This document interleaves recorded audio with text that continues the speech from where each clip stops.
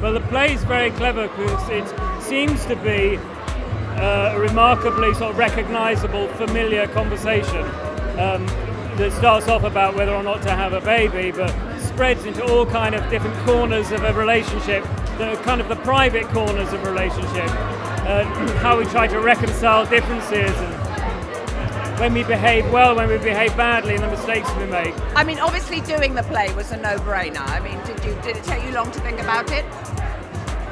Yeah, well, yeah. No, actually, no. I was going to do it, then didn't do it, and then I spoke to Claire and went, yeah, let's do it. Yeah. I loved it. I read it, but I knew that you couldn't do it if there wasn't, I don't know, not that you didn't already have a relationship with someone, but that it required such a synchronicity, and I just couldn't think that I'd ever have that with another actor. And then he said he wanted to do it, and I was like, this tired old double act. Let's wheel this out again. Because on the front page of the script, it says you're not allowed to use scenery, lighting, sound, music, or mime to denote any of the scene changes or change of locations or any of the normal staging methods that you'd use. And there's 60 scenes, 60 scenes in this play. So an unbroken conversation that lasts an hour and 25 minutes, 60 scenes, but you can't use any of the normal devices. And it's that specific? It says you can't do it. Can you tell me a little about the journey of this play?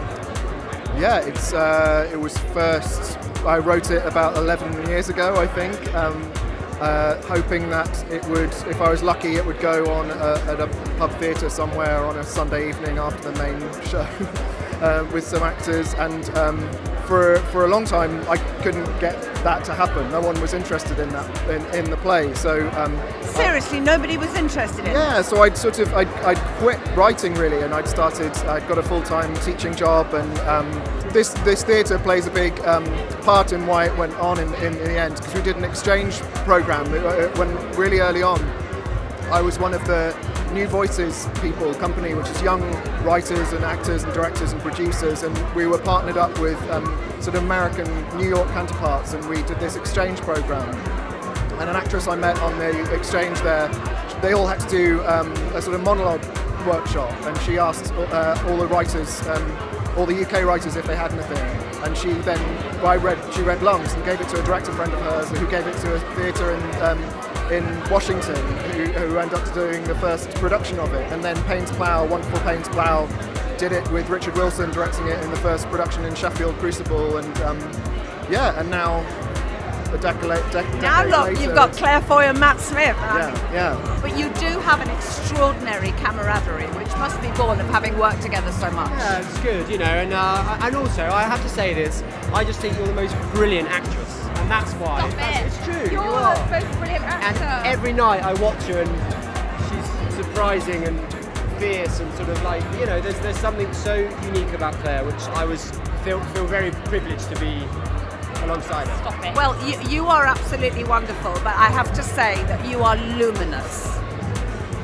Absolutely luminous. Thank you very much. They have the way they've configured the space makes it so incredibly intimate, but it's genuinely laugh out loud funny, and it's so touching and beautiful, and it talks about the environment in a really inventive and creative way.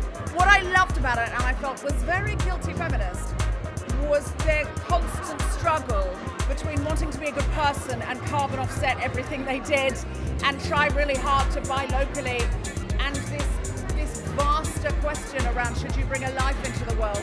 Am I really a good person? And I thought there was this wonderful pull and push between their noble reasons and their ignoble reasons for doing things. Are there kind of points that you've got to get to the next point, and you have a kind of unspoken language on stage? Yeah, one of sort of panic and fear, really, that connects us. And I just go, Don't let go of my hand, don't let go of my hand. You're looking at me, I'm looking at you, I'm looking at you, I'm looking at you, I'm looking at you. We have each other, and that's sort of all we need. Because, actors always say that they love doing film, they love doing television, but what they really love is theatre. Is that true? Yeah, I just love there's nothing like having that many people responding to you immediately and just trying to gauge whether they've heard it, what they're trying to understand, how they feel about it, how you feel about it. It's just the most pure form of what acting is. I love it. It's one of the best nights in the theatre I've had for a very, very, very long time. The performance performances of Matt and Claire are utterly sublime. They shouldn't be that good so young. I mean, the set is simple but perfect. The lighting is really glorious. Matthew has directed it beautifully. Just get tickets. Do what you can. Beg, borrow, steal from your grandma. Come and see it.